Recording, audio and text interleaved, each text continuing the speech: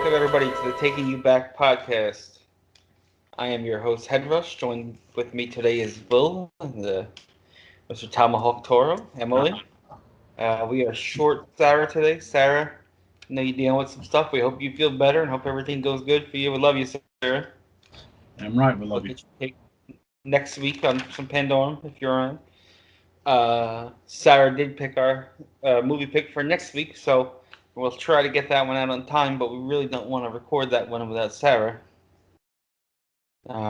These episodes are a little late, but like I said, we're trying to line up four changing schedules, and we'll get them out when we can.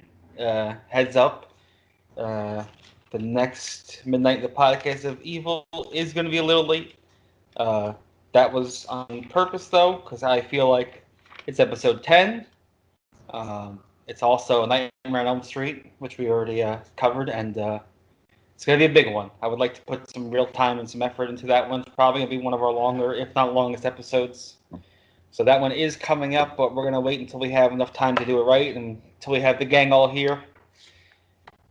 So we'll get that one out as soon as we can. I know it should be dropping today as we're recording this.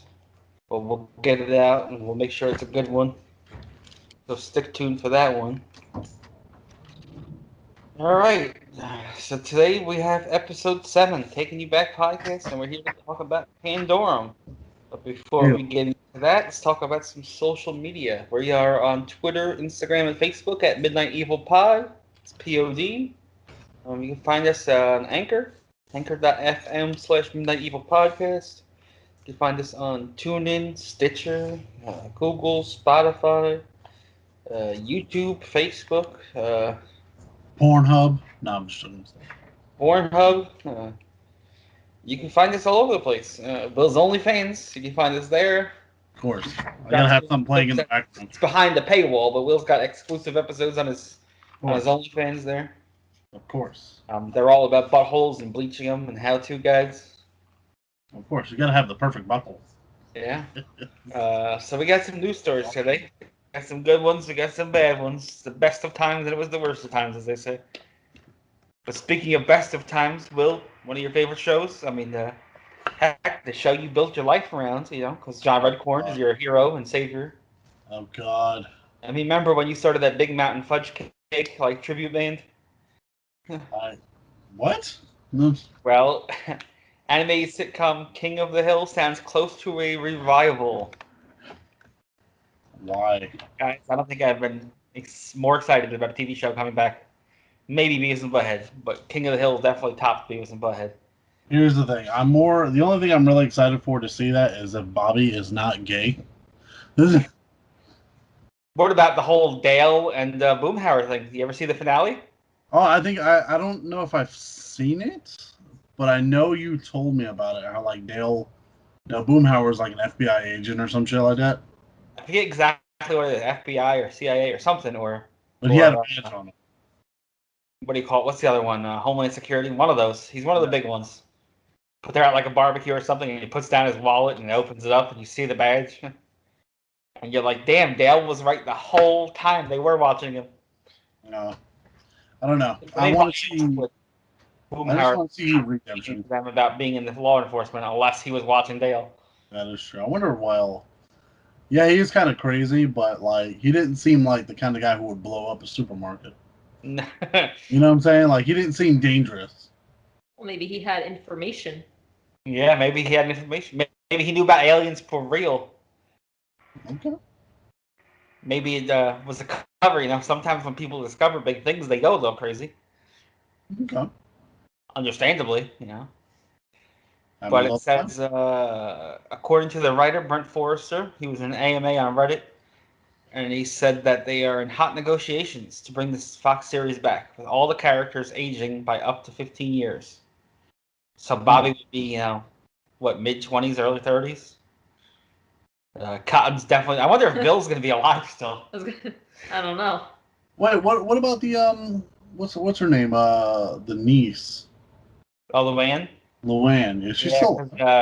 Brittany Murphy died or whatever, right? In real life, they bring her back. They could change the voice, or they could just write her off, or they could kill her off, or... Well, that would suck. I don't know. I thought if they were going to kill anybody off, it'd be Bill, honestly. I'm not gonna lie, like that whole, the one character that really pissed me off the most was like John Redcorn. solely because he was fucking Dale's wife, and she was just being she had a son with him. Yeah, Dale raised this kid. I was like, yo, man. And if you remember, Dale thought he was an alien baby. He really did. I remember that episode. Yep. Yeah. Emily, are you excited about the potential of a King of the Hill reboot? I am so excited. I don't even have the words. What do you think, Emily? Who are you most excited to see? Like, is there a storyline you excited to see, like Bobby growing up, or a character? I mean, I'm definitely excited to see some of the kids grow up. Even some of the adults, it'll be, Hank will definitely still be selling propane, of course. But I wonder if Hank's the manager now. I wonder if Buck died and Hank took over. I hope Buck died. Fuck Buck. I could see that. Yeah. Actually, I want to know if like Bobby and that girl ever like truly got together. Connie, yeah. Yeah. I wonder if Bobby ever has a black friend yet. Were there any black people in King of the Hill? Roger, the guy who worked at the propane place with Hank. That was like later on, right? I think it was Chris Rock. That was like way later That on. episode when Bobby was at like a comedy club or something too. Yeah. And he was trying to do stand up. Yeah, that's the guy that he gets fired from his job and Hank hires him. Oh yeah, I forgot. Okay. That's Roger. Okay. That's strictly propane. Okay. I don't really remember many black characters on the show. We had some Asians and some Native Americans, so they were pretty inclusive, at least back in the day. They had, Yeah. I don't know. I just want to see if wasn't Hank and Peggy trying to have another child? I don't think they could. I think they were. I think Peggy was trying to blame Hank's narrow urethra, but it turned out she couldn't have another baby. I remember her like drugging him up with testosterone and shit. I fucking love that. That shit was funny. He's fucking jumping over the lawnmower and shit. Yep. I was like, yeah. He just wants to fuck. That's all he wants to do. And then he wants to go out and mow his lawn and fuck again. I mean, good old country boy. Yeah. He wants to listen to Willie Nelson, play his guitar. Mow a lawn. That's one of the early episodes when he went golfing with Willie Nelson. Oh, yeah. And Bobby hit him with the ball or the stick, I forget. Club, yeah. I don't know. I'm more interested to see the development of the characters, but yeah, I want to see it. I'm probably not going to be one of those things where I'm like waiting on every week for every episode. I'll probably let it build up and just kind of binge it. They said they're in hot negotiations to bring it back. The Trump administration made it suddenly very relevant again. I can see that. Yeah. A middle-class family in Texas. How they deal with it all. I mean, it wasn't Hank's hero like Ronald Reagan and what's the other one? Jimmy Carter. Oh. Yeah, isn't Jimmy Carter still alive? I don't know. And then he was a big fan of the Bushes. Senior, not junior. Was it George Bush? Remember there was an episode where he went to the presidential thing and he shook one of their hands and he had a limp handshake?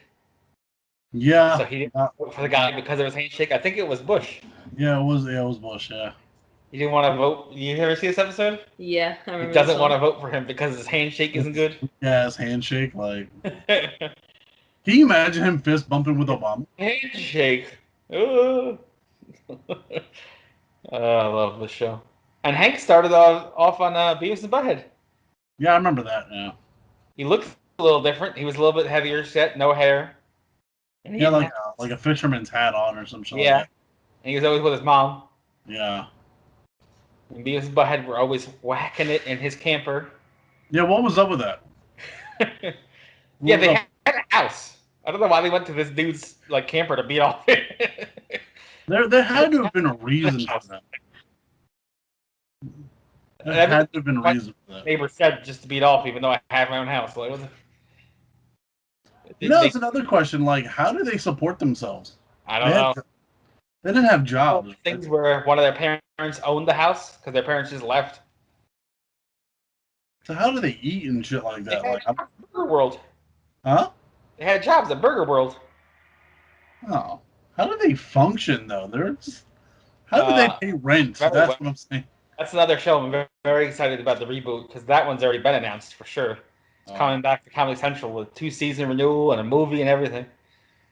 Are they gonna bring back Daria? No, I'm just. They are, aren't they? Are they? No, I think they're doing a Daria spinoff actually about Jodie. Oh. Why? I don't know. Maybe they'll do a Daria revival. They're doing Beavis and Butthead and they're doing a spinoff. I mean, don't they live basically in the same town, basically? No, I think Daria had moved. That was the point of her own show. Oh, Because she never ran into Beavis and Butthead or any of the people. okay. But she did run into them in like Beavis and Butthead, though, right? Huh? She was in Beavis and Butthead at points, Yeah, right? she started. Yeah. She's one of their classmates. Okay. I have that whole box set of Daria too. I gotta watch it. Jesus, Too man. much shows, not enough time. You have too much shit to watch. Head collections. I haven't watched either of them yet. Mm. You have too much shit to Entire watch. run of Viva La Bam on DVD. I don't care for Viva La Bam. And Robin Big. You ever watch that one? Yeah. Didn't Big die? These shows. Wait, didn't that one show Robin Big? Didn't that one dude die though? Yeah. Big did. Yeah. Christopher Big. on the back of the first season DVD cover is him like when he was stripping. Yeah. Oh, okay. Remember he had that ridiculous Jerry curl wig on and he got the freaking like purple thong. That was I think it's called Purple Rain or Chocolate Rain or something like that. I forget. No, that wasn't Chocolate Rain. That was something else. Wasn't Chocolate Rain like a YouTube thing? Yeah. Oh yeah. He called himself Purple Rain then or something. He called himself something ridiculous. That's another good show though. And Viva La Bam. Emily has to see Don Vito. Did he die too? I think he did actually. They're all passing, man. They're all passing. I tell her some of these stories sometimes, but I want to get her to watch this show. I said I'd watch it. So we're still here heavy in nostalgia. But speaking of nostalgia, I guess that can lead into our second story there. A slew of vintage Nickelodeon TV shows has been added to Paramount Plus. I don't know if you could tell I'm excited, but I immediately messaged you and Sarah and Emily right from the shower. I didn't even get out of the shower before I had the message all. I like that. Paramount Plus has added a slew of 80s and 90s Nickelodeon TV shows to help you relive your childhood. The streaming service, which used to be CBS All Access, now Paramount Plus. This week, they added a big range of sitcoms, cartoons, and game shows from the glory days of Nickelodeon. Although they are missing some stuff, like, Where's the Adventures of Pete and Pete? Or Wild and Crazy Kids. That's what I'm looking for, those two shows.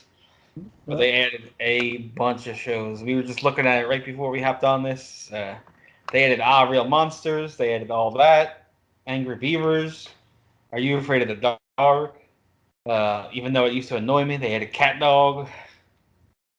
Yeah, Cat Dog was annoying. Cat Dog was annoying. Clarissa Explains It All. Double Dare. Doug. Nickelodeon Guts. Jeez. Hey Dude. Kenan and Kel. Legends of the... I'm gonna watch Kenan and Kel. I love that one. Yeah. They added Nick Arcade. Will you remember Nick Arcade? I love it. Mikey, the little cartoon guy. Yeah. Walk around the board. They always had that like waiting room theme song, like do do do do do do. They added Rugrats. They added Salute Your Shorts. They added. I'm excited about Salute Your Shorts. I'm not gonna lie. Although I thought it was a longer show. Apparently, it's like 10 episodes. Really? Yeah, it was 2 short seasons. Felt like a lot longer than that. I think it's because they kept replaying them so much. Wow. I mean, they added You Can't Do That on Television, which was like Nickelodeon's first show back in '79. Damn. They're still missing some of the big ones, like we said. What Would You Do? I'd like to see that go on there. I mean, I was a big fan of, like, what was it, Double Dare? Double Dare's on there now.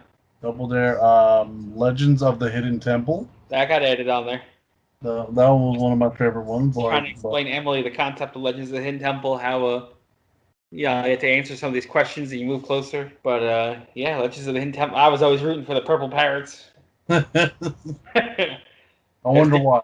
One of the purple parrots. What was the other one? The blue barracudas, I think. The silver monkeys, I think. Damn, you remember all of them. I don't remember any of that shit. I know there was the red, maybe the red iguana or something like that. I think it was blue barracuda. It was like 5 or 6 or 7 different colors. Some of them weren't on every episode because there would be like 5 teams. Yeah. But I remember like you didn't even vote for the kids. You just voted for whatever color you liked. It's like didn't even matter who it was this week. But I'm gonna go with the purple parrots again. You don't even care. I just love the color purple. Yeah, I'm excited. Paramount Plus doing some good things. You got Beavis and Bud coming back. You got all these Nickelodeon shows. Pretty excited. Emily, you excited about all these new shows, or not new, but old shows coming to Paramount Plus? Yeah, it was like revisiting my childhood, looking through and seeing all the shows they added. What do you think? What are some of these shows you're excited to watch? Well, Rocko's Modern Life is on there. Yes, it is. Cat Dog, Rugrats. Rugrats was 9 freaking seasons. I forgot it was that long. They were children for so long. But they were one of those rare shows that did like a spin-off of like all grown up when they grew up. Yeah, that's true, yeah. I don't remember how long that was around for, but I don't think it was too long. I think it was a couple seasons. I don't think it was many. The original show aired 9 seasons. I still gotta watch that crossover you told us about. The Real Monsters one. I don't remember it in detail. It was on Rugrats where they meet the Real Monsters. Yeah, I don't remember that either. I don't remember either, but I remember I looked it up on one of the previous episodes while we were talking about it. I think they were like in like Tommy's basement or something. Oh. Maybe they were coming there to scare him. I think it was like a Halloween episode. Well, I like the Halloween episode of Rugrats where they had like the haunted house in the garage, and you got the eyeballs that are grapes and the spaghetti hairs. I just want to watch Rugrats. And then Angela's like, I can walk through this, and they scared the crap out of her. Wasn't that a Halloween one where the grandpa was eating all the Reptar bars and his tongue was orange or something? No. Was it orange or green? It might have been green. I think you're right. I think it was green. I think that was the point when you ate the Reptar bar, it turned your tongue green. Yeah.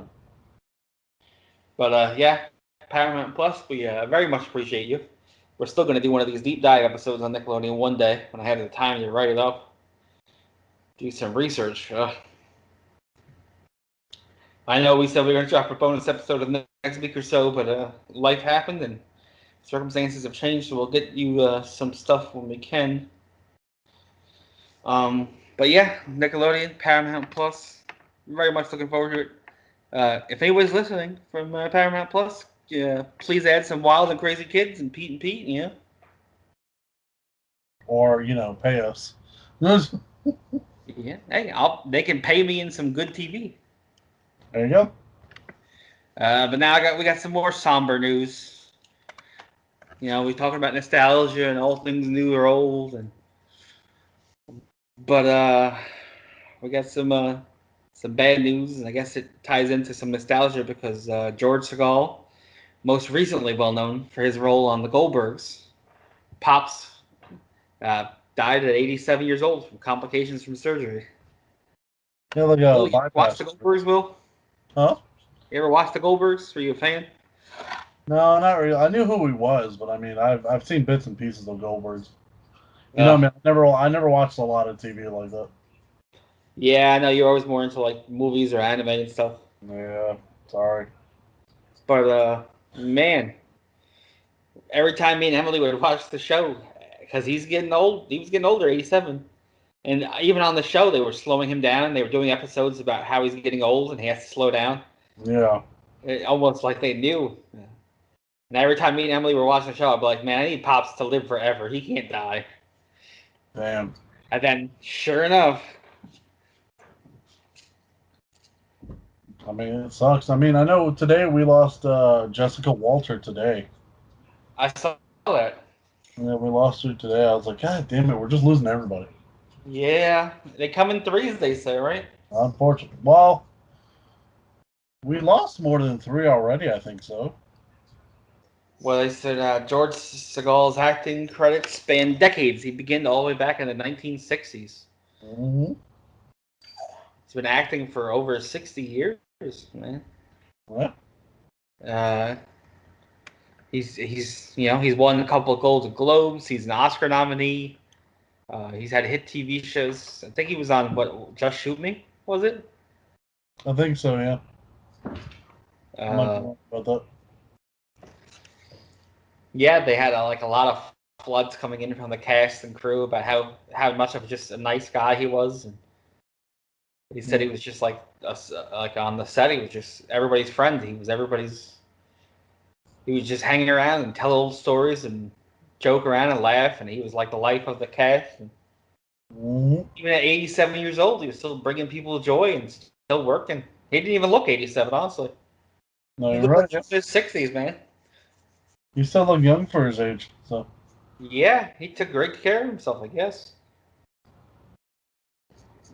But yeah, the cast just all tore up. I think they did some kind of tribute, like in memoriam, but it was just like a picture graphic on the latest episode, is what I read.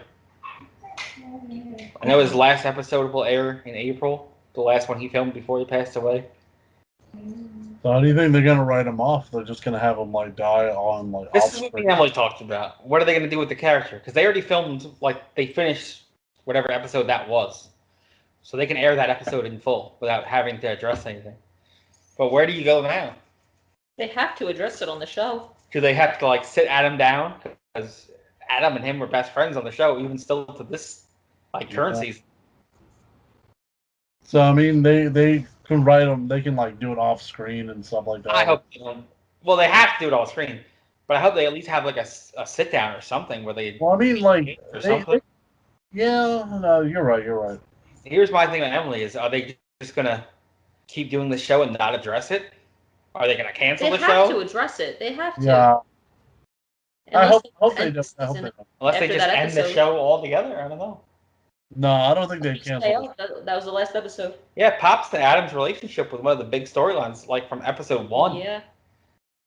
I mean, they can do another storyline of how he affected his life and stuff like that. They can always do like, they can always edit like things that he taught him like beforehand and stuff. They can still find ways of bringing him in the show. Break down and cry like a baby. Yeah. I mean, it is what it is, though. Unfortunately.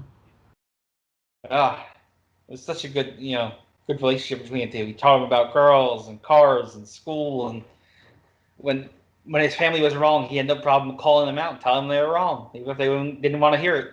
Yeah. I don't know. Because of that, I might go back and watch the show. It's such a good show. Will, Yeah. you love 80s nostalgia. Like, there'd be a whole episode about Ghostbusters. There's a whole episode about the Transformers animated movie. Like, which Pops is a big part of that, because Pops takes him to go see it, and then, Optimus Prime dies in the first couple minutes, and he's like, don't worry, he's going to come back. And it cuts to the movie being over, and he's like, they didn't bring him back. Like, but that episode was him trying to teach Adam how to deal with death and stuff. Like, each one had a meaning, and each one had a story and a recurring theme, and it's such a good show, though. And Barry from Dan Fogler from Take Me Home Tonight, he shows up every once in a while, and his dynamic is good, but I think besides Pops and Adam, I like Barry and Adam best, but yeah, I mean, I guess rest in peace to Pops. Emily, what do you think? I guess it was a good run, right? You gonna miss Pops? Yeah. I think a lot of people will miss him. Yeah, George Segal, rest in peace. He brought many people, many good memories, and you'll always be Pops to a whole generation of people. And you'll be probably most well known for that, just because of how recent it was and how popular it was. Yeah. But, yeah, rest in peace, George Segal. Thank you for all the good memories there. And I guess that's all the news stories I have. Ended that one on a somber note. But No. that was all the news stories I had this week. Hopefully, I would like to say things are going to cheer up and we're going to start talking about something happy, but we're here to talk about Pandorum today, so I guess not. Hey, fuck you. No, I'm just. I guess it's all downhill from here. I don't know. Hey, Pandorum wasn't that bad of a movie. Sure. Fuck you. No, I'm just. You can find us on social media, Midnight Evil Pod on Twitter, Facebook, and Instagram. Find us on Anchor, Midnight Evil Podcasts, Stitcher, Google, Spotify, TuneIn, YouTube, Facebook. You can find us all over the place. So we're here today to talk about episode 7 on the Taking You Back podcast. This is Pandorum. Pandorum was released September 25th, 2009. It is rated R, sci-fi horror. It's an hour and 48 minutes. The budget was $33 million, and the box office was $20.6 million. So they did not even come close to making the money back, let alone a profit. It was distributed by Icon Film Distribution. Production company was Impact Pictures and Constantine Films. It was directed by Christian Albert, who I looked at his credits. The only other movie I've ever even heard of was Case 39, if you remember that one. That was a supernatural horror film that had Renee Zellweger, Bradley Cooper, Ian McShane. I don't think I've seen that. I think she was like a caseworker, like a social worker, and she was trying to help some kid or something. And for a second, I thought you were talking about The Fourth Kind or something. no. It was called Case 39. That's the only other movie I even had heard of. I think he didn't really do much. I think it's because both those two movies, honestly, were flops box office wise. Movie star Dennis Quaid and Ben Foster. This isn't Dennis Quaid's first foray into horror, because Dennis Quaid, back in the day, was most known for playing Mike Brody in Jaws 3D. The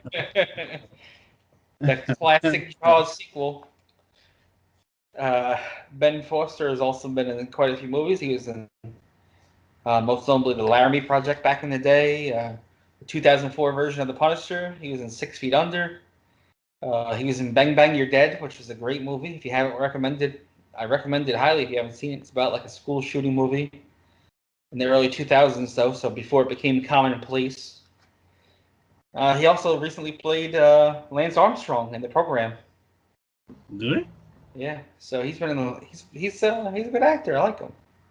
Will, when did you first discover the movie Pandorum? What were your first thoughts and impressions when you watched it? I saw it in September of that year, or October. I want to say it was October, because I know it was like around the Halloween season. Like you know how down here they start early. So, what were your thoughts and impressions when you first saw it? I thoroughly enjoyed the movie, man. I'm sorry, I loved it. I don't.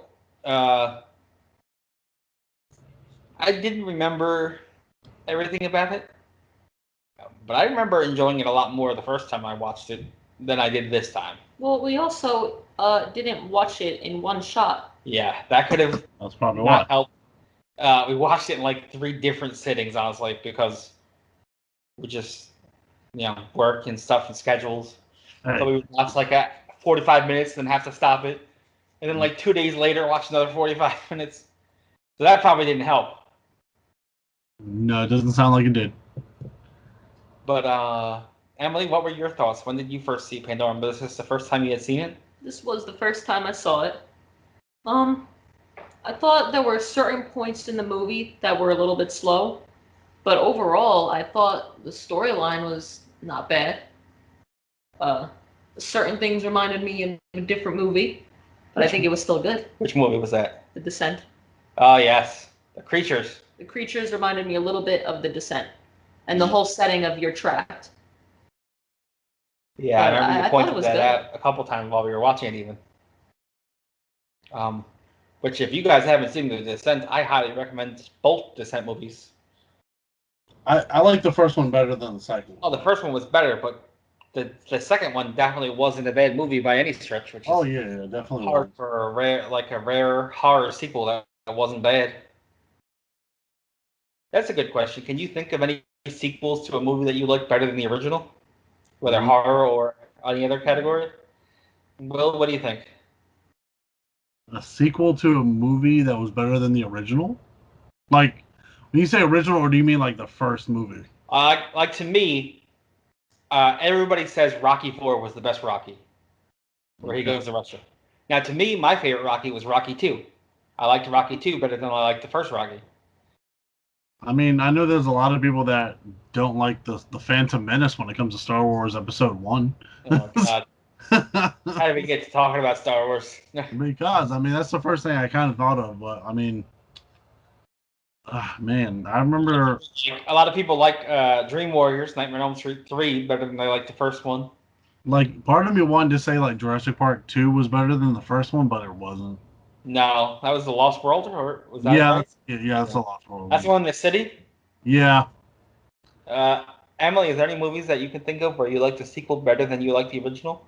I'm trying to think of series. I'm trying to think of, things like Terminator and Terminator 2. Rambo and Terminator 2 was trying to definitely think better. of like what, but it's hard, like, To me, Rambo, the first one, was the best one. because to me, like, movies with multiple sequels, to me, oftentimes I find that the sequels have their own benefit, like their own like pros and cons. Yeah. It's hard to say like They get watered down what's sometimes. better. Sometimes they do get watered down, like the more sequels. I got one Yeah. for you. I love The Devil's Rejects way more than I like House of a Thousand Corpses.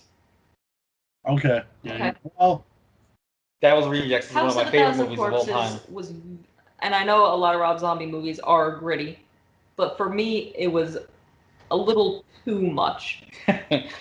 Yeah. I don't know if I've ever seen like The Devil's Rejects from beginning to end. I might have to go back and You're watch it. missing out. I should wouldn't have say I have that seen it from beginning to end. I'm gonna make that one of my picks. It's so good. Trying to think of other movies. I like Clerks 2 better than I like Clerks 1. That's an impossible decision for me. I like to City make. Slickers 2 better than I like City Slickers 1. Okay. I can't make that decision. I can't. Don't worry, Will. City Slickers is on the schedule coming up. You son of a bitch. Heads up, spoiler alert, way in advance. The week after we do City Slickers is a staff pick week, and it's my pick. We are definitely covering City Slickers 2 back to back. They're good movies. Spoiler, way in advance for anybody listening. Wow. Well, I was gonna say Wayne's World 2. I enjoyed more than the first one, but I like the first one better. the only reason I love the first one more because I was a big fan of. I like the storyline better. I got a perfect one. Everybody forgets about the first Austin Powers movie. It's always the second one or the third one that they like better. Yeah. Well, the first one I like because it had Elizabeth Banks in it. So. Yeah, and had Will Ferrell, who wouldn't die. Remember? He shows up in the other one, in the second one, I think. There's just so many good movies. Some of them are just hard. No, that's fine. But yeah, I don't know. I'm looking forward to covering more sequels. The Dark Knight, the Batman one, where you get the Joker in the second one. Yeah, that's true. Batman Begins was the first one, right? Yeah. Yeah, Dark Knight was definitely better. It was better than the third one too. Yeah, it was the best one of the. I'm not a big horror movie, not horror movie. Sorry, comic book movie fan, but I've seen them all. I just think most of them are terrible. Have you seen the Justice League Snyder Cut yet? No, we have not. I have not. It took us. I need a day off of work work to watch. It took us 3 sittings to watch Pandorum at 1 hour and 48 minutes.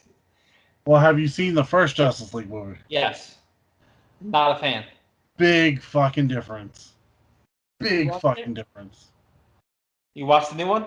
Yes. Watched all 4 hours in one setting? Yeah. Well, I took a break at the 2-hour mark to get more snacks and shit, and that's it. Yeah, it's an intermission. Well, that's understandable. Everybody needs more snacks. I will tell you this though. After watching the Snyder Cut, Josh Whedon literally went to sabotage that movie. Did he? You think so? By leaps and bounds. He literally tried to sabotage that movie. Well, now I want to watch it even more. I'm sorry. I know now though that because this one is getting such praise and stuff, they're like going to other old movies. They're like, what else do we have different cuts of? Like Well, I mean- the director of freaking Miss Doubtfire came out and said there's an R-rated cut of that movie. I want to see that right Yes. now. Wouldn't you want to see that too, Randy? Yeah. That's what I'm saying. You know what it is?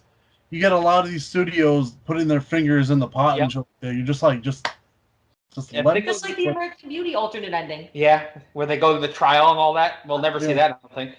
There I you would go. love to see like They other filmed that versions whole of ending. I would love to see other versions of movies that they've already had filmed, They like filmed alternate it, yeah. endings, like Yeah, because if you think about it, there's movies where they finished it and the ending was a darker ending. Studio's like, no, we need a happier ending. Yep. Clerks. You know, Clerks? that's what I want to see. Like, Yeah, Will, you've seen Clerks, the first one, right? The black yeah, and white. yeah. You know the original ending to that movie was that he gets killed. No, really? Yeah, Isn't someone like trying to rob the convenience store Yep. and he shoots them? and he shoots him, Oh shit. and that was the whole original ending. Like he wasn't even. I'm not even supposed to be here, and he gets killed on his day off. Like the irony of it. So like, there was like at that point there was no real intentions of making a second one. Oh no, this was That's Kevin okay. Smith. He like sold his comic book collection to make the movie, and he was doing it all himself. He financed the whole thing himself. Hmm. He didn't know it would turn into what it became. That is true. Yeah. Cult classic. I just want to see more like directors and producers actually finish what they wanted to do with the movie. Yeah. That's it. And Will, you were a fan of comic Of book course. men, right? Yeah. So there's a great interview right now.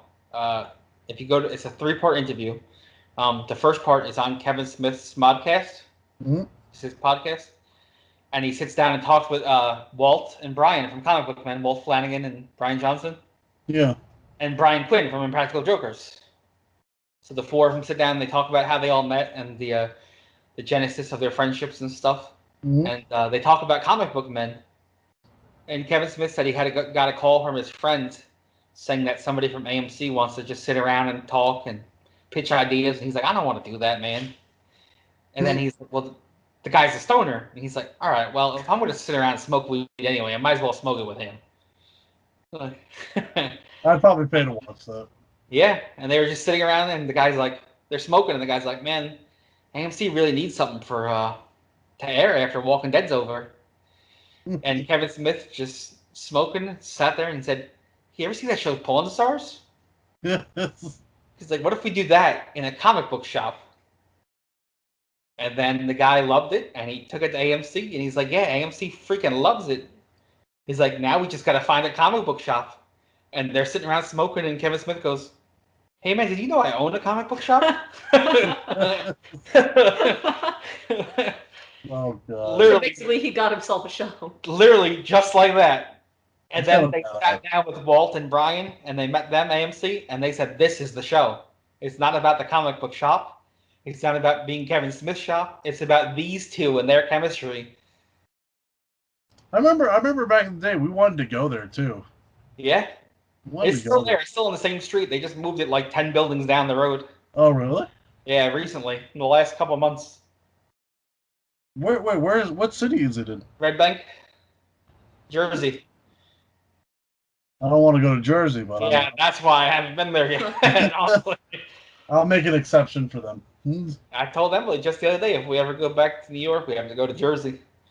I'd love to go there. They got a whole Tell 'em Steve Dave, which is Brian Johnson and Wolf Flanagan's podcast with Quinn. That's been on for like over 10 years. Okay. Inside the secret stash now, in one of the back rooms, is a whole like general store just dedicated to the Tell 'em Steve Dave podcast. Oh wow. Pretty badass, actually.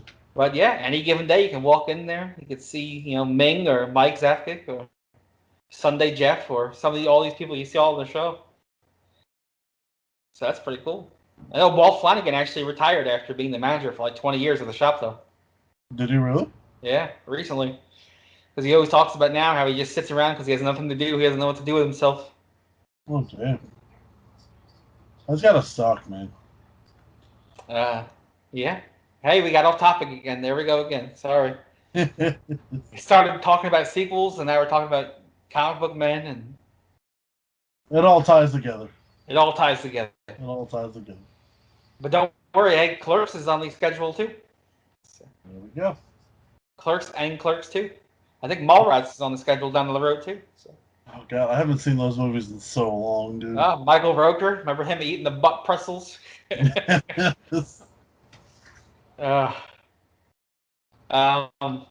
but we were talking about Pandorum, I'm pretty sure. Hey, did you notice that the ship's called the Elysium? Wasn't that Matt Damon sci-fi movie? Yeah, that was like way later on though. So I think that was after this. I think it was early 2010s though. yeah. Well, the whole time I was like, that's the name. That's where they got the name. No, I don't think that's where they got the name from. Did you have a favorite character in this movie at all, Emily?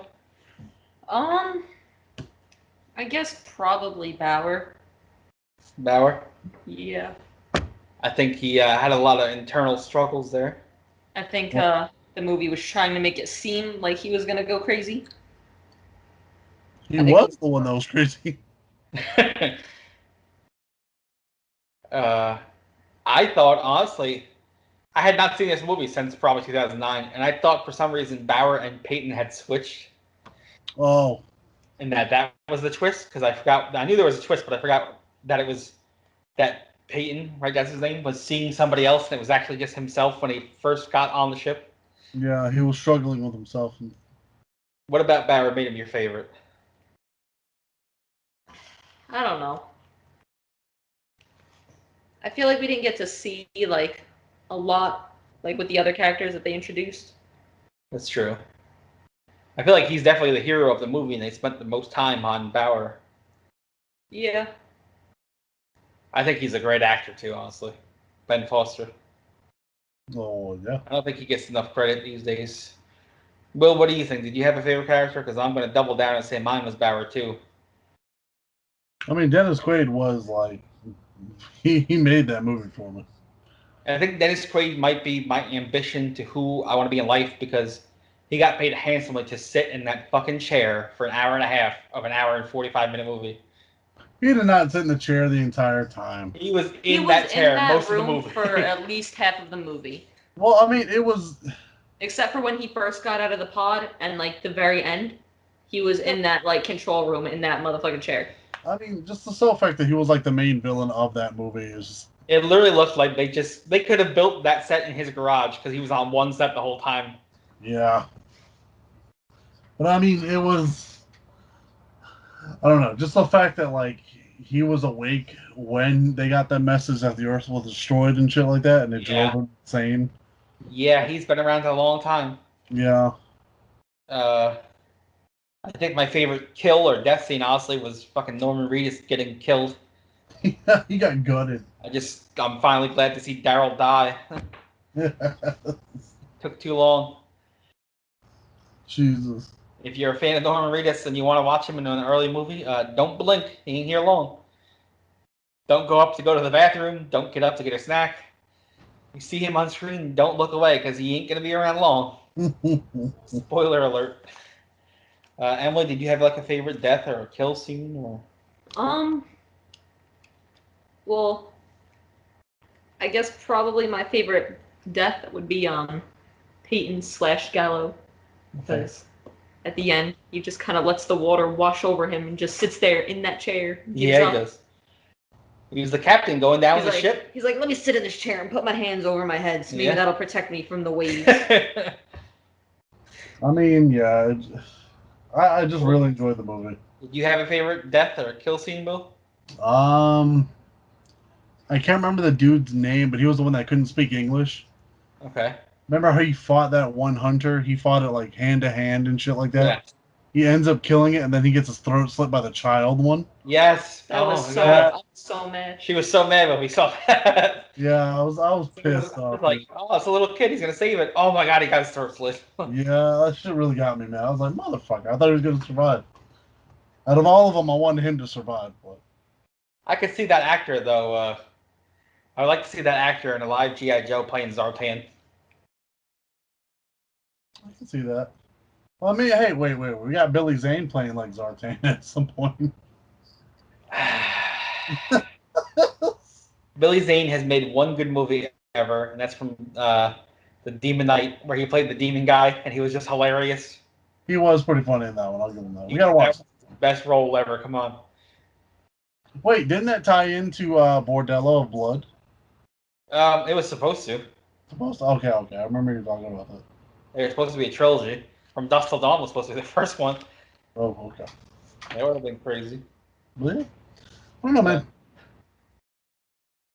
I really enjoyed Pandorum because it just seemed like something that's kind of possible. Thinking about it, imagine being in hypersleep for so long. Yeah. Imagine that, dude. Like, and the twist ending, without even spoiling that yet. That got me. That was some, yeah. I was not expecting that. Well, you know what, Will? I can say there was one thing I really, really liked and loved about this movie, and that's the overall look and the feel. The special effects, there wasn't many, but they did look great. Yeah. The cinematography looked great. The sets look great. When they show later on the whole planet and stuff, Tanis, and yeah, underwater scene, the animals, the creatures, everything about the design of this movie, I loved. Everything. The look, the feel, the cinematography, everything, the effects. I loved everything about how this movie looks. I'll give it that. I really did. Now, you know what? I don't think they ever explained how long, like, those hunter things were there, because those were people who woke up early. They were asleep for at one point, I think. Yeah. Wasn't like 900 years? It was like 923 years or something like that. Yeah, so they like, imagine evolving at that point, dude. Like, they started the ship off at what, like 60,000 people, and they end with like just under like 2,000. I think it was like 1,213. Yeah, something like that. Yeah. Population. Can you imagine? That's fucking ridiculous, dude. Emily, what did you think of the overall look, the cinematography, the effects? I thought it was very visually appealing. I thought the effects were incredible, especially everything about, the whole ending scene. The creatures, I really love the design for them. They do remind me of The Descent. They do. But I think the whole thing was really interesting. Like, even parts of like the design of the ship, like when they're crawling in the ship. Yeah. Yeah. I think everything about the movie looks beautifully done. Especially I like the ending when they pan out. You see the overall look of Tanis and stuff like that, and the water around it with the animals. Will, what did you think of the overall look and the effects, the cinematography? I freaking loved it, man. Part of me wishes they would have gotten more detail about how, like, they evolved into those creatures. But I mean, if you think about it, like, I don't know, how, I don't want to spoil anything, but I don't want to, like, how long they've been there. And thinking about it, like, okay, there's no one awake. So imagine being alone on an empty ship for years. Yeah, with these creatures too. Yeah. Well, no. Imagine, because like the first people, they eventually evolved into those. They had to evolve in the dark and stuff. Yeah. Well, Will, what did you think of the ending of the movie overall? Oh, I loved it, man. I wish they would have gave us a sequel. I like can't... a sequel on Tanis? Yeah. Because I would have loved to see, because obviously... prequel. Well, yeah, I could see a prequel, honestly. But I would love to see a sequel, because I know, like, those creatures aren't all dead. Yes. Yeah. And then eventually they would have to go back to the ship to get supplies. So, like, there's still a threat there, so... Not only that, you have a sequel built in because this is a new planet. You Exactly. don't know what's on the planet. Exactly, so... I mean, why not? Just getting from the pods to the land could be a movie itself with all those creatures we saw swimming around. Exactly. You don't know which ones are dangerous, which ones aren't. I could see it being like a whole freaking, like a built-in world, honestly, if it would have did better in the box office, man. Emily, what did you think of the ending of the movie overall? I think the movie really picked up towards the end. Yes. I think there was there were a couple twists. One of them I kind of saw coming. The other one I was completely shocked. Which one was that? The one I was shocked at. Yeah. Was that they were underwater. Oh, yeah. Yeah. You hear like underwater noises. Spoiler like, alert, we're going to yeah. talk about the ending, so if you don't want to hear spoilers, this is the part where you turned it off. Feel free to talk about the ending. Go ahead, Emily, with the water. Yeah. Well, you asked me what twist surprised me, so I figured. No, listen. We're always going to talk about the ending of the movies. I just try to hold it off until the last, like... Plus, like, can you really consider it a spoiler? The movie's been out for so long. The movie's been around This is for 12 years? 12 years. If you haven't seen it by now, chances are you're not going to watch it. Yeah, so, I mean, it is what it is. Spoil it. No, I'm just... Yeah, I mean, you were saying with the water and the Yeah, when they started hearing noises and you see like it looked like one of the creatures was like had lights or something. I don't know what you would call it. It was probably They were bioluminescent. yeah. They glow in the dark and stuff. Would you watch the movie again, Emily? Would you recommend it? I'd recommend it to anyone who hasn't seen it. If I am going to rewatch it, it probably won't be for a while. Yeah. What do you think? Thumbs up, thumbs down, thumbs in the middle? What would you give it? I'd give it a thumbs up. It was still worth the watch, even if certain points were a little slower. Will, what did you think of the ending overall? Oh, I freaking loved it. Again, like, I wish we would have gotten the sequel, but for what we got, I really enjoyed it. I love a good sci-fi kind of movie like that. Something that's impossible. Ever seen ending like another sequel? It's a shame because if it did better, they could have had like a whole series. Oh yeah. Because the thing that gets me, look, we got a sequel. Obviously, like those creatures would still be there, and they could be competing for the same resources everyone else is. Yeah, and it intrigues me because that we don't know what's on that planet either. Yeah. They said it was like Earth-like, but I mean that means whatever. Like, you know. So, you watch the movie again? Would you recommend it? If you're a fan of good sci-fi kind of like movies and stuff, like a good sci-fi adventure, would you really consider it a horror movie? Yeah, I guess it definitely has horror elements. Okay. But I mean, I would definitely recommend it. Definitely. What do you think? Thumbs up, thumbs down, thumbs in the middle? Definitely thumbs up. I thought the ending was awesome. It was my favorite part when they shoot out of the pods and you see Tannis and they pull out and you see the whole planet overall and the skyline view. They were there the entire time. Yeah. I want to know how long they were there for. Though. I think for the budget they had and the shots they did, they definitely spent most of the budget on the overall production look, the visuals. Like I said, it's not a bad movie. To me, it was just slow at times. I also think that the fact that I broke it up into like 3 different sittings didn't help. Honestly. Yeah, if we had watched it straight through. Yeah, because I remember watching this in 2009 and loving it.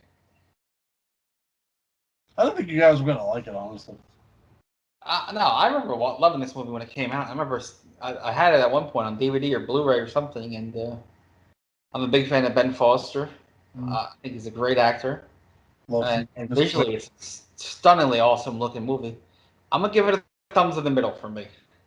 I recommend it if you like a good sci-fi movie. I think it's just a little slow at times, but hey, so is Alien, so...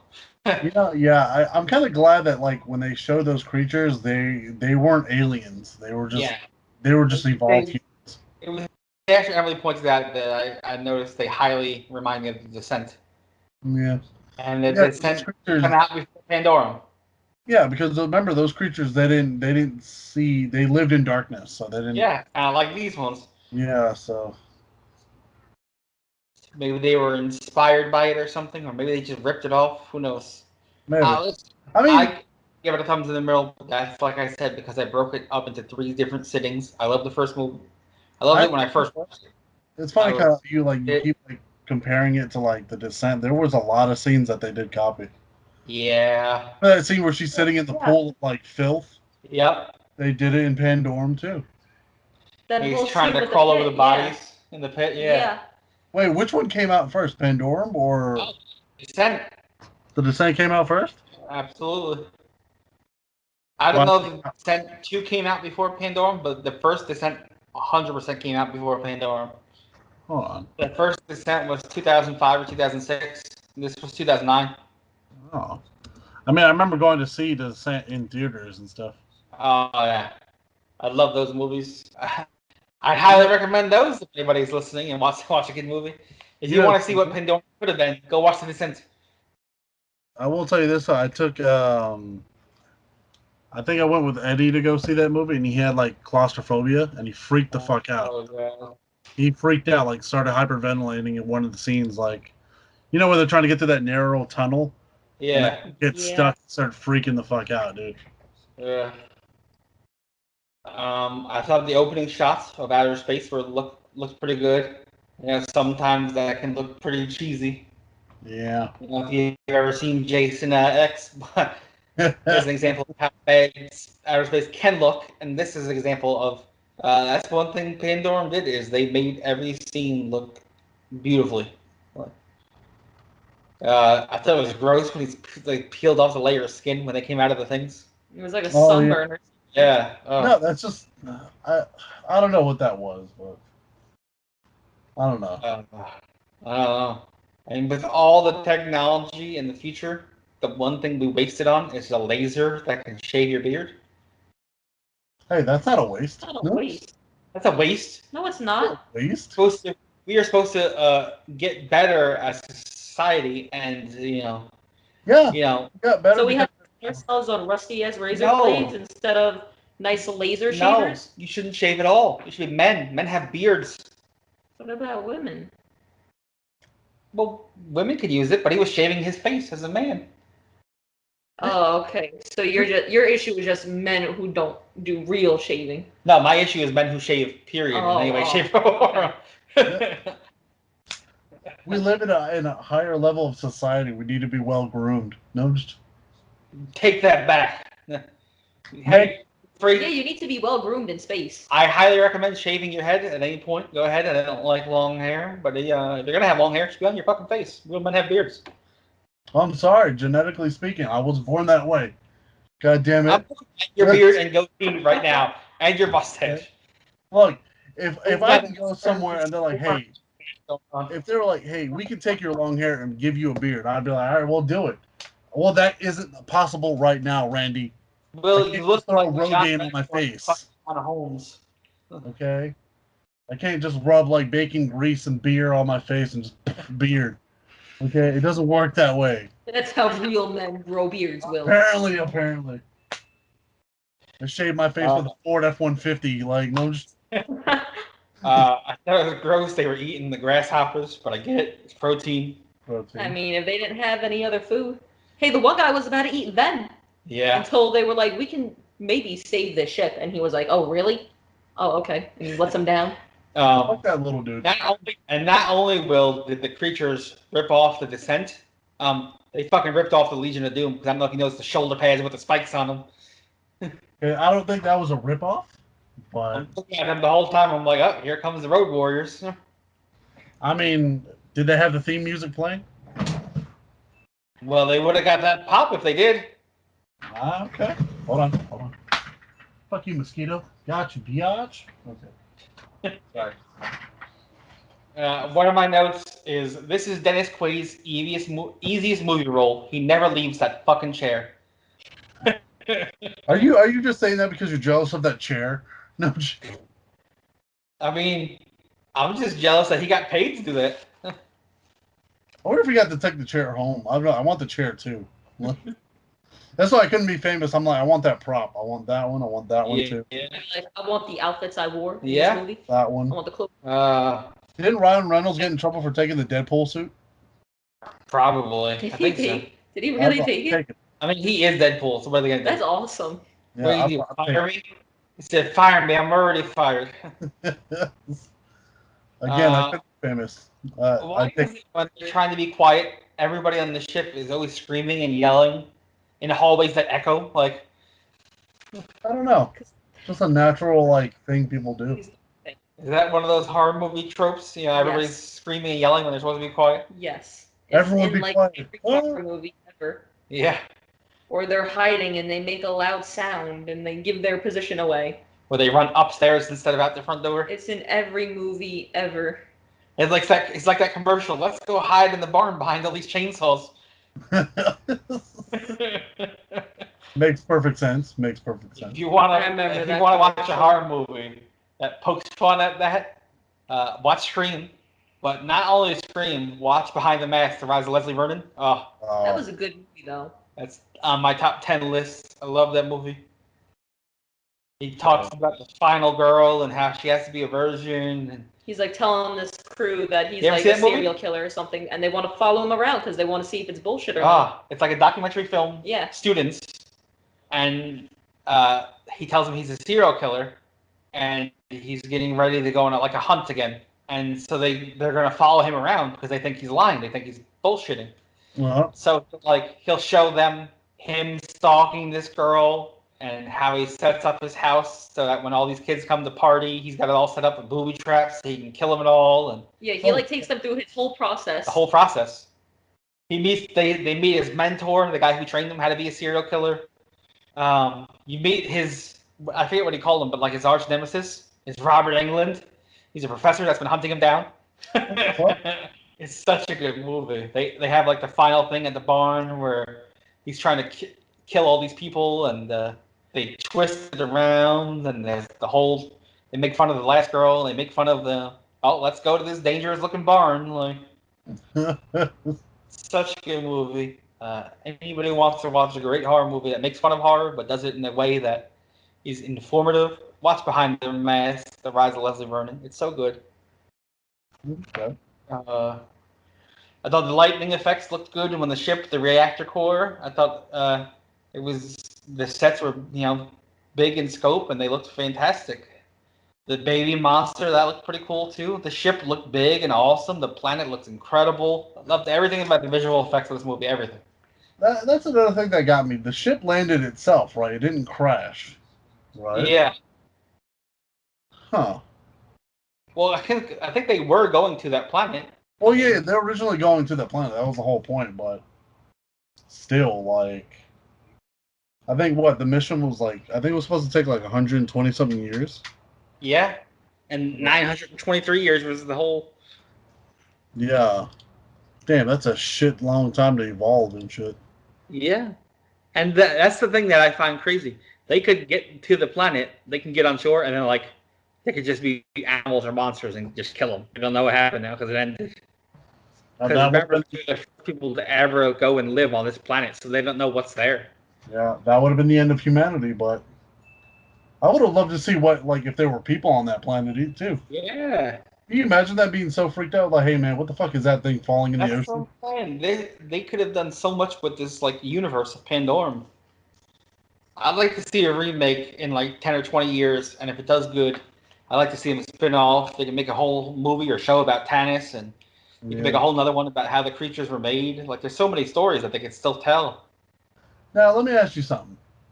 Okay, like, all right, you know how like the Snyder Cut of Justice League is 4 hours? Yeah. Would you sit there and watch a movie about Pandorum that's 4 hours long, but it went to greater detail? If it was good, yeah. Yeah, If it was like into a lot of detail. I don't know. Like, Maybe. would you be okay with normalizing watching a movie for 4 hours? Yes, absolutely, 100%. well, that's like, would you sit down and watch like the whole Godfather series or the whole Lord of the Rings series? No. Well, those are a little bit Not longer. Lord of the Rings. Those are a little longer. Godfather, yes. But Lord like of the that's Rings, like no. saying, would you sit down and watch like a whole trilogy or something? I love, to me, the longer a movie is, the better it is, because it gives you more time to get feel of the characters. You get more invested in the story. Like, just try the movie imagining, is like, 80 minutes. It's an hour and 20 minutes. It's over, and that's it. yeah. Because I'm thinking of movies that are really short, but if you extended them to 4 hours, they'd be a lot better. Think about movies that are really long and how much more invested you were. Like, how much more invested were you in Braveheart? That was an hour and a half movie. You wouldn't have cared so much. That is true. There's okay, you're right. There's certain movies that I feel like they can go for a longer distance. Like, like you wouldn't want to watch a 4-hour movie of Tremors, would you? Yeah, I would. Would you? Yeah, of course. So recently, I just got every single piece of the Tremors universe Oh God. I got every movie. I got the entire TV series because there was a series back in the day on Sci-Fi that Christopher Lloyd was actually the star. Back to the Future. Didn't it only last like a season? One season, How long was the season? 13 episodes. Okay, that's not bad. Okay. It was kind of like each story was something different that was happening. It was kind of like Haven. Remember Haven? Vaguely. Where it was one town, but there was all these different stories, and each episode was about something different that was going on in the town. Okay. Kind of like that. It was all in the same town. It was kind of like Sleepy Hollow, even, where everything happened in one town, and every episode was a different story. Same characters. But it was still about tremors, though, like Yes. the monster. About like the different, because remember there was different versions of the monsters, so. Yeah, like they would go through different phases and stuff, which I never understood. I remember one episode I think where like the plant life was coming to life and killing people or something. The fuck? I don't remember. It's been a long time since I watched it, but there was something with plants, like killer plants or something. I know this doesn't sound good as a selling point. It sounds terrible. Well, Little Shop of Horrors was about a killer plant, and that was fantastic. That's true. I watched a 4-hour cut of that movie. Yeah. I mean, yeah. Yeah, movie they were talking about. They were doing a cut of Rocky 4. Sylvester Stallone's doing like a director's cut of Rocky 4. Okay. I think he's cutting out all the scenes with the robot. Please do. Oh my God. Dude. I remember watching that. I remember watching that. Yes. What, Boxing movie? 90s? Remember Glow, where they had the robot thing? Like, he had the robot that had all the drugs and stuff. In Rocky 4, he got rich, and he had a robot that would come bring him drinks and stuff. Why don't I remember this drug robot? You should. That sounds like something I should remember. And then he gave the robot to Paulie, and it was Paulie's best friend. Like, it went off the rails. Yeah, the longer the movie, the better. To me, it has to depend on the movie. Yeah, I guess some movies can feel like they stretch too long. Like, you remember Rick Moranis in Spaceballs? Yes. Okay, I love that movie, but I wouldn't want to watch 4 hours of that movie. I don't want to watch the 1.5-hour cut that exists now. Yeah. I love Rick Moranis, but I'm not a Star Wars guy, so it's very rare and far apart that I'll watch Spaceballs. I'm not a Star Wars person. I remember I saw Spaceballs once a long time ago. I remember I thought it was fucking hilarious at the time. I have it on Blu-ray over there. I bought it. We just haven't watched it. Come Haven't on seen it in a while. When he goes like, "Let's comb the desert," and they're literally combing the desert. Come on, that's just stupid. I'm just a fan of Rick Moranis, so. That I was a big fan. I love Mel Brooks too, like because he was in that one. But is there anything Rick Moranis can't do? Well, you ever see Big Bully? With him and Tom Arnold? Yeah. He goes back to his childhood home where he used to live, and he's a teacher now. And one of the other teachers is his old elementary school bully, like Fang. They call Tom Arnold Fang. I don't think I've ever seen that one. I'd probably watch that. I love Rick Moranis. Revenge of the Nerds. Remember there's a scene Tom Arnold keeps flicking peas at Booger? Yeah. And he's blaming it on Rick Moranis? Yeah. Trying to ask him for help. And he's, what, more peas? And runs away. One of these days, I'm definitely going to pick one of those movies for, like... Feel free. I love Rick Moranis. I mean, it was either that or, I was thinking of Robin Hood Men in Tights. Love that movie. Oh, God. I fucking love that movie. I haven't seen that movie in forever. I love that movie. I don't even remember if I liked it or not. I was so young last time I watched it. It was, come on, man. It was like a good parody movie before. Reminds me of Hot Shots. Hot Shots was funny. Or Naked Gun or something like that. Yeah, those movies are great, man. Yeah. Naked Gun had O.J. Simpson in it before he murdered people. Yeah. Yeah, Rick Moranis is one of those actors that I pretty much love anything he's in. He's like Daniel Stern to me. Yeah. Anything he's in, I love. I did not know Daniel Stern. All right, we're going to talk about it. We'll spill the beans now.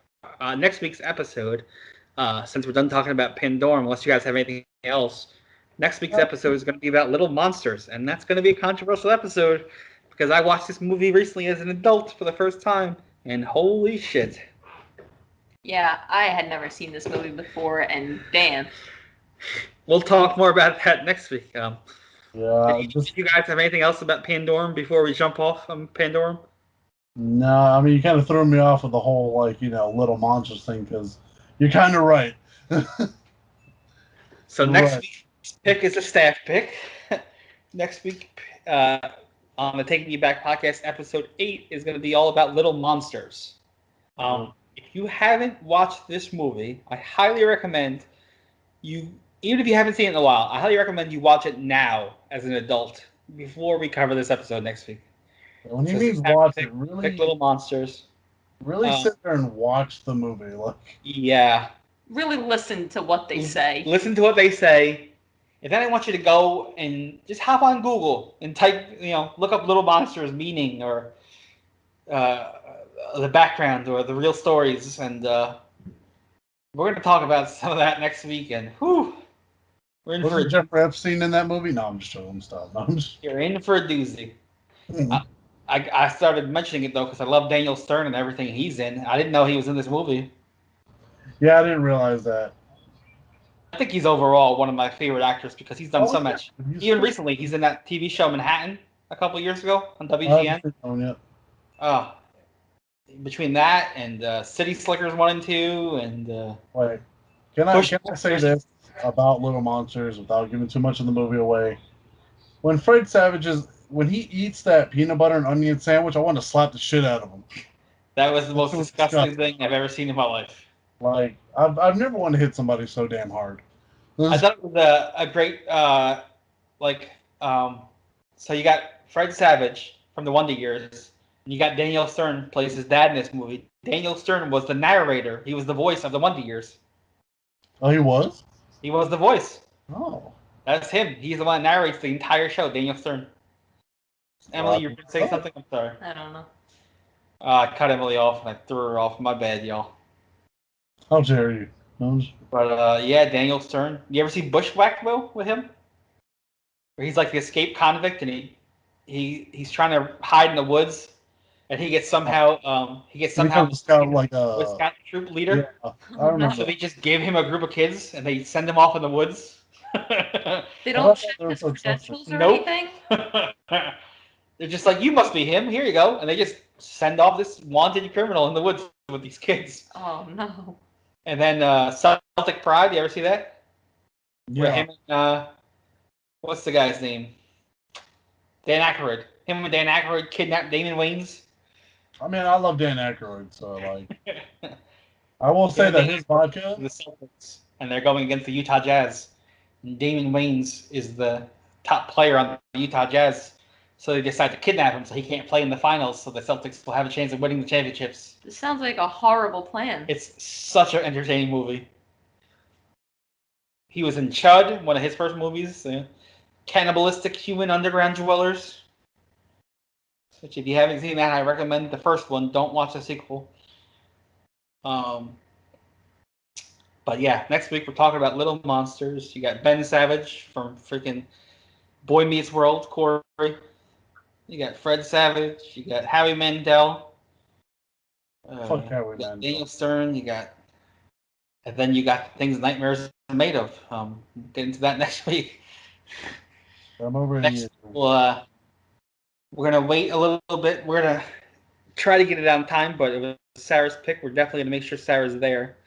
So coming up for the Midnight in the Podcast video, we have a Nightmare on Elm Street. We will get that out when we can. But like I said, it's going to be a longer episode, so I'm trying to do it right.